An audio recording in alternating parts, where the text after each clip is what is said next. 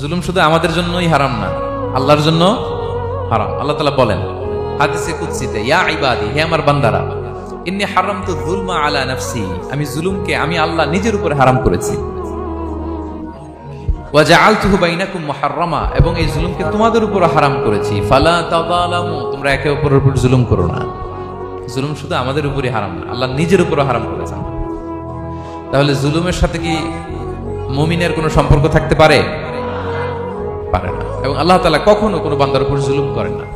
ওয়া আন্নাল্লাহা লাইসা বিযাল্লামিন লিল আবিদ, তিনি তার বান্দার উপর জুলুম করেন না।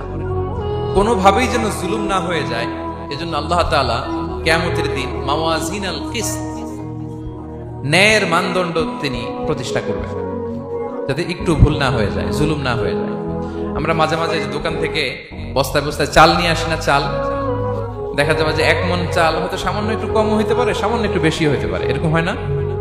দেখবেন যে দিছে 10 কেজি, বাসায় এসে দেখবেন যে 10 কেজির চেয়ে একটু বেশি, একটু সামান্য বেশি কয়েক গ্রাম, অথবা 10 কেজির চেয়ে সামান্য কয়েক গ্রাম কম, এরকম হয়ে যায় না? মানুষ তো আমরা, কি বলেন? কিন্তু আল্লাহর নিক্তি পাল্লায়, মিজানের পাল্লায় এরকম হবে নাকি? হবে? আল্লাহ বলে না, মাওয়াজিনাল কিসত, ন্যায়ের মানদণ্ড সেটা।